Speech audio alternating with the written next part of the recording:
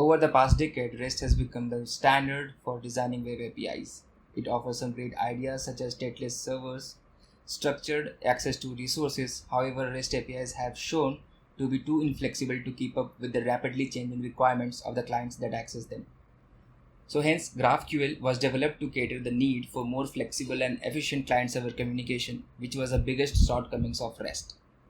To illustrate this, we'll be going to see an example and understand how GraphQL is different from REST and how using GraphQL can be more efficient than the REST architecture. Let's say we have to develop a UI screen for an application which will display the user, the user name basically.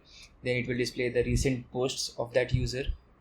Then it will also display the followers that user is having.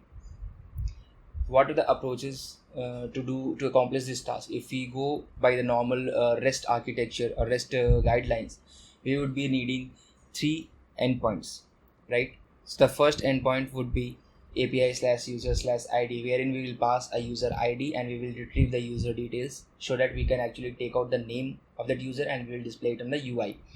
The second endpoint which we will need is a posts endpoint that will accept a user ID and will return the list of posts that user has posted. Third, we will need a followers endpoint that will also take in user ID as an input and it will return the list of followers the user is having. We would require 3 endpoints typically to render all the data which we need. First step would be fetching the user data.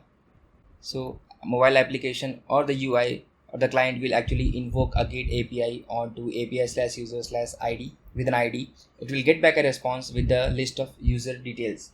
But if you see closely here, it will have much more details than what was asked for. So we only want to display the user name in the UI, but still we are getting the ID, email and the addresses of that particular user, which is not so relevant at this time. Secondly, we have to invoke the second endpoint, which will be to fetch the user's posts. For that, again, client will make a GET call to the endpoints and with the user ID, it will get a response back with the list of posts that user had made. And we would be needing the post title only to display in that client application. That is a requirement. But in the response, we will be getting much more than that. We will be getting ID, we will be getting the comments related to those posts and all of those stuff, which is not relevant. But still, we will be using this title and we will display it on the UI. Then thirdly, we will be fetching the followers of that users. Similarly, we will be invoking a GET API call with the user ID and we will get back a response with the followers list. Here also, we will be taking out the followers name and we will be displaying in the dashboard or the UI. But the point here is with the REST APIs, although it can be customized, but it is very difficult to implement that kind of REST API which will be like catered to exact need of a client. That's why the REST APIs are more generic or like entity specific. So in this RESTful scenario, the data was overfetched.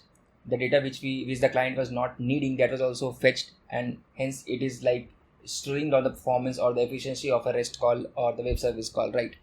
So let's see how it can be achieved in a GraphQL way. In GraphQL, as we know that it will only have one single endpoint, which will be the interaction point for the client.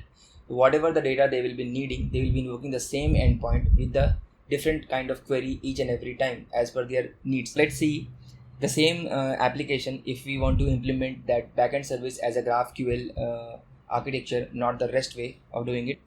With GraphQL, the client will be invoking a single endpoint, a post endpoint, and with the data requirement what they need. So the request body of this endpoint would be a query language, and that query can change dynamically over a period of time. In future, let's say the UI screen is redesigned and along with the posts, they also need the comments of those posts to be shown in the screen or the dashboard. Then the same endpoint, the same web service call which the client was actually making in the case of GraphQL, they just have to add one more data requirement in their schema or the request schema they were calling, and the GraphQL server side will be able to return back the responses with the exact data need. So as soon as this will get fired from the client, the GraphQL API will return a response with exact same details which is required to render the UI in this particular screen. So this screen needs a user name, so that name we are getting in the response. Then it needs the post's title. So inside posts, if you can see, there are only titles, there are no comments or IDs present.